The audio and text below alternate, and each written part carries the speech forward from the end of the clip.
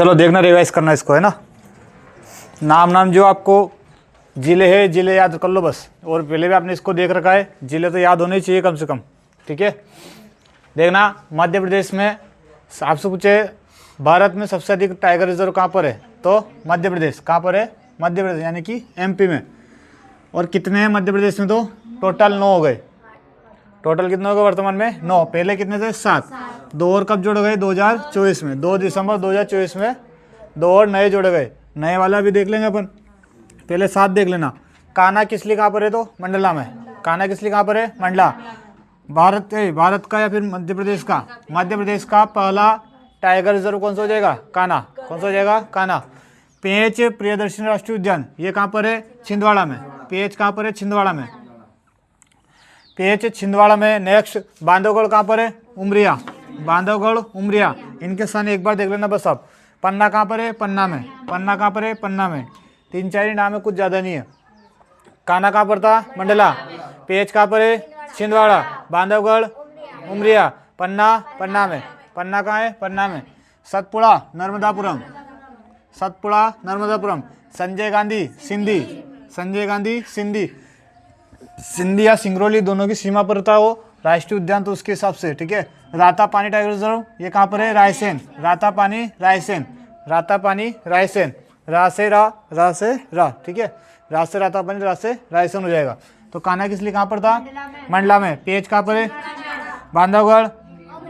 बांधवगढ़, उमरिया। पन्ना, संजय गांधी कहाँ था? सिंधी। सतपुड़ा कहाँ है? नर्मदापुरम। रातापानी कहाँ है? रायसेन, ठीक है। और प्रदेश का पहला अभ्यारण्य था कौन सा? रातापानी, जिसे टाइगर रिजर्व बना गया। कौन सा? मध्य प्रदेश का। 2 और बाद में जोड़े गए, एक तो माधवगढ़ और एक रानी दुर्गावती। कब जोड़े गए थे? 2 दिसंबर 2024 को। जो माधवगढ़ कहाँ पर है? शिवपुरी में है। और रानी दुर्गावती कहाँ है? दमोह में। रानी दुर्गावती कहाँ पर है? दमोह में, ठीक है। तो बताओ बांधवगढ़ कहाँ पर था? उमरिया। बांधवगढ़, उमरिया। पन्ना, पन्ना में। पेंच छिंदवाड़ा में। रानी दुर्गावती कहाँ था? दमोह। माधवगढ़, शिवपुरी। सतपुड़ा कहाँ था? नर्मदापुरम। रातापानी, संजय गांधी। और कान्हा किसली? मंडला में। कान्हा किसली कहाँ पर था? मंडला में। चलो आगे आ जाओ, लिखना मध्य प्रदेश की जनगणना।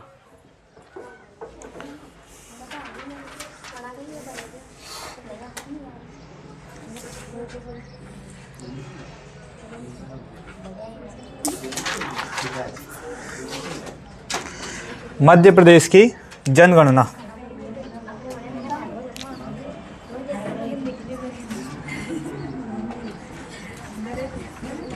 वैसे हमने भारत की जनगणना लिख रखी है ना। यदि आप पहले आए थे तो हमने पहले भी आपको पढ़ाया था जनगणना को, सेंसस को हमने पढ़ा था, उसके तौर पर थोड़ा सा इसको वैसा ही है। जस्ट शुरुआत वहीं से करनी पड़ेगी हमें, क्योंकि जहाँ से जनगणना की शुरुआत है उसे हमने लिखना पड़ता है, ठीक है। तो आपसे पूछे सर्वप्रथम जनगणना का उल्लेख कहाँ मिलता है? सर्वप्रथम जनगणना का उल्लेख, सर्वप्रथम जनगणना का उल्लेख कहाँ मिलता है? तो ये किया था कौटिल्य ने। किसने किया था? कौटिल्य द्वारा सर्वप्रथम जनगणना का उल्लेख देखा गया। कौटिल्य की किताब याद है क्या आपको? कौन सी है? अर्थशास्त्र। कौन सी किताब में मिलता है? तो अर्थशास्त्र में। चाणक्य द्वारा लिखी गई थी ना कौटिल्य अर्थशास्त्र। तो सर्वप्रथम आपको जनगणना का उल्लेख कहाँ मिलता है? तो अर्थशास्त्र नामक पुस्तक में मिलता है, जिसके रचयिता कौन थे? कौटिल्य थे। और फिर इसी के बाद आपसे पूछेगा ब्रिटिश काल में सबसे पहले, या फिर ब्रिटिश काल में किसके समय में चली थी जनगणना? ब्रिटिश काल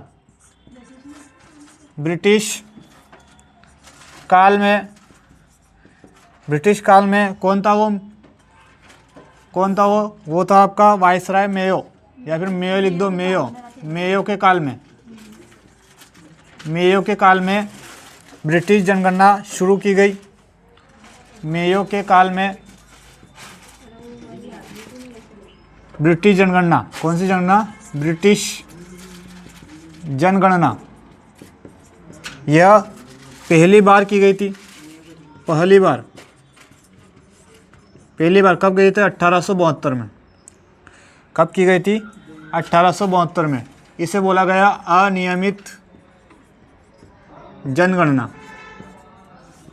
क्या बोला गया इसे? अनियमित जनगणना इसे बोला गया था। फिर उसके बाद जनगणना की अगली शुरुआत होती थी 1881 में। 1881 में ये कि यहाँ किसका शासन था? तो रिपन का, रिपन के शासनकाल में। 1881 में आगे बढ़ते तो रिपन के शासनकाल में यहाँ से शुरू हुई थी नियमित जनगणना।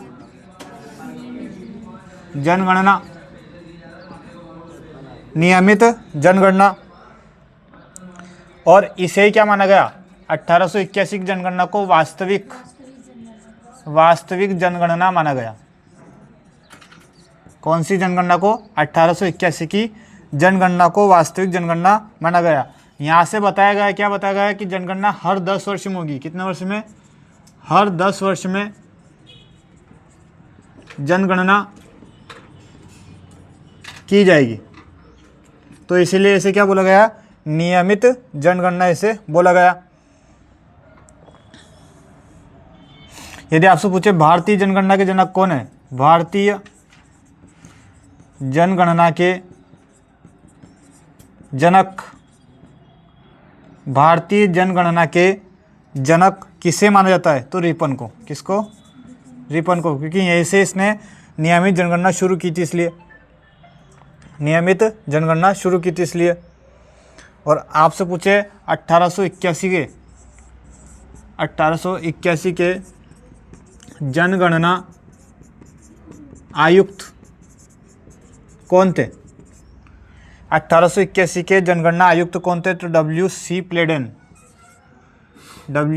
प्लेडेन। ये मैंने आपको भारतीय जनगणना में पूरा लिखा रखा है, लेकिन अभी हम MP की जनगणना पढ़ रहे हैं तो ऊपरी ऊपरी चीज़ें हमें देखनी पड़ेगी, क्या क्या मेन हो सकती है। तो 1881 में जनगणना आयुक्त कौन थे? ये थे W.C. प्लेडेन। उसके बाद आपसे पूछे जनगणना का महान विभाजन वर्ष कौन सा था? जनगणना का महान विभाजन वर्ष। फिर कभी हम पूरी जनगणना को करेंगे, भारतीय जनगणना को पूरा करेंगे, तो उसमें आपको फिर एक बार पूरा बताएंगे, ठीक है। अभी हम MP का देखने वाले इसलिए। तो जनगणना का महान विभाजन वर्ष किसे बोला गया था? यहाँ से आपके 1911 और 1921 के बीच की जो जनगणना हुई थी, क्या मतलब सर्वाधिक यहाँ पर क्या था? है सर्वाधिक कमी हुई थी। यहाँ पर क्या हुई थी? सर्वाधिक कमी।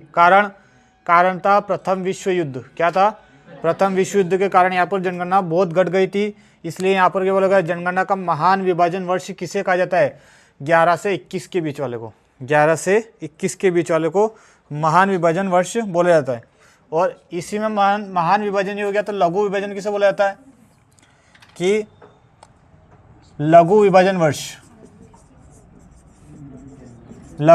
वर्ष किसे कहा जाता है?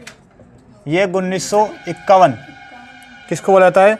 1951 को लघु विभाजन वर्ष बोला जाता है। यहाँ पर सबसे कम कमी यहाँ पर हुई थी, ठीक है। लिखना वर्ष 1961 को जनसंख्या विस्फोट वर्ष कहते हैं। विस्फोट वर्ष मतलब एकदम बढ़ गई थी यहाँ पर जनसंख्या, कुछ ज़्यादा ही बढ़ गई थी, इसलिए क्या बोलते थे? 1961 को जनसंख्या विस्फोट वर्ष कहते हैं। यदि आपसे पूछे भारत में जनगणना कुल कितनी बार हुई है? तो यदि हम 1872 से देखें तो कितनी बार हो गई है? 15 बार। और यदि हम इसी को 14 बार के तौर पर देखें तो कब से देखना पड़ेगा हमें? 1881 से, जो नियमित जनगणना शुरू हुई थी वहाँ से। यदि हम अनियमित रूप से देखें तो कितने बार हो जाएगी? 15 बार। नियमित रूप से देखें तो कितने बार हो जाएगी? 14 बार। 1881 देखें तो कितनी बार हो जाएगी? 14 बार ही होगी, ठीक है। अभी तक आपसे पूछे कितनी बार जनगणना हो चुकी है टोटल? अनियमित रूप से देखा जाए तो कितने बार हो जाएगी? 15 बार। यदि नियमित रूप से देखा जाए तो 14 बार। नियमित रूप से देखा जाए तो 14 बार। और एक और आता है यहाँ से स्वतंत्रता। हाँ, कुछ नहीं दे तो फिर 1881 से 14 बार तो फिक्स रहेगा, है ना। मेन रहेगा 1881 से, क्योंकि यहीं से अपना मेन शुरू होता है। यहाँ से एक और आता है स्वतंत्रता के बाद। स्वतंत्रता के बाद कुल कितनी बार जनगणना हो चुकी है भारत में? यदि हम स्वतंत्रता के बाद देखें, कब से? 1951 से देखेंगे भाई, 51 से देखेंगे ना, 10 वर्ष जोड़ते जाओ बस आप तो। 51 से देखेंगे तो 51 से 61, 61 से 71, 71 से 81, तो ऐसे करके कितनी बार हो चुकी है? 7 बार। 2011 तक कितनी बार हो चुकी है? 7 बार जनगणना, 7 बार जनगणना हो चुकी है। कितनी बार हो चुकी है? 7 बार जनगणना हो चुकी है। और 2011 का जनगणना का आदर्श वाक्य क्या था? जनगणना का आदर्श वाक्य क्या था?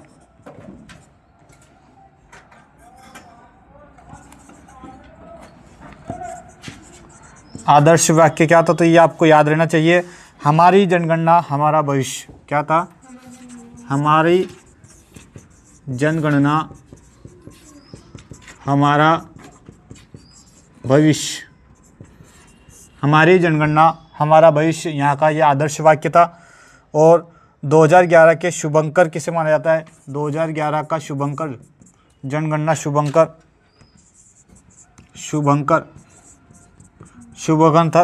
याद रखना। इसमें प्रगणक शिक्षिका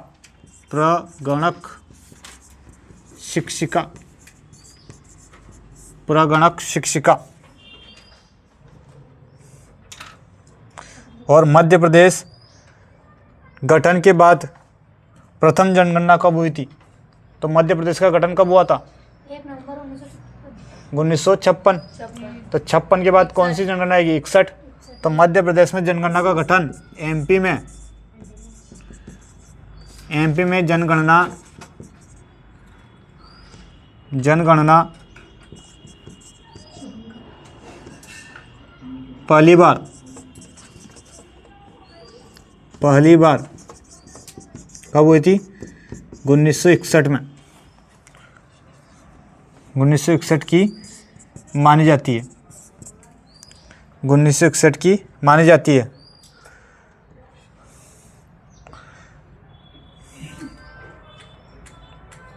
और जनगणना में भारत मध्य प्रदेश का 5वां स्थान है। कौन सा स्थान है? जनगणना में मध्य प्रदेश का 5वां स्थान है, मतलब सबसे अधिक जनसंख्या 5वें नंबर पर आती है। सबसे अधिक आपसे पूछे कहाँ पर है? तो यूपी में आती है। वैसे पहला स्थान किसका आता है? यूपी का।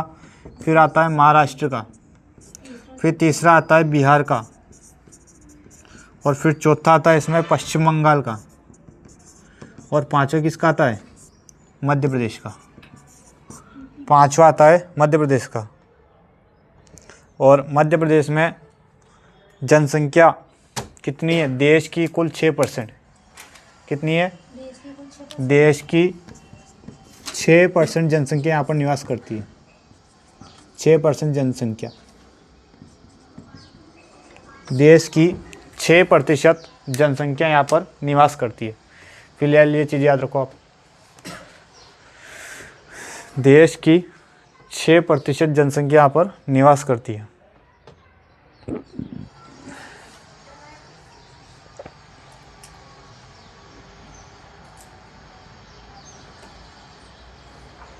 ठीक है, कल हम जिले विले के नाम लेंगे, तो वो जिले विले आपको कल याद रखना पड़ेगा। आज फिलहाल इतना करिए, क्योंकि वो याद करना जरूरी रहेगा हमारे लिए।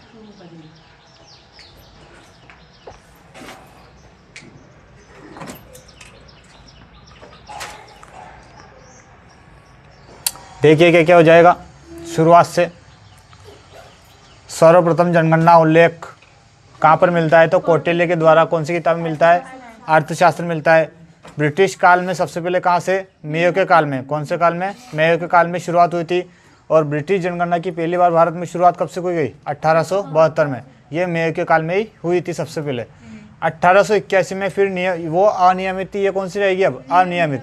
1881 से नियमित जनगणना शुरुआत की गई और इसे ही क्या बोला गया है, वास्तविक जनगणना इसे बोला गया है। यहाँ से हर 10 वर्ष में जनगणना होने लगी, है ना। यहाँ से अगर आप हर 10 वर्ष में गिनोगे तो अभी तक 15 बार जनगणना हो चुकी है, सॉरी 15 क्या 14 बार। यदि 72 से गिनते अपन तो 72 से 15 बार हो चुकी है, ठीक।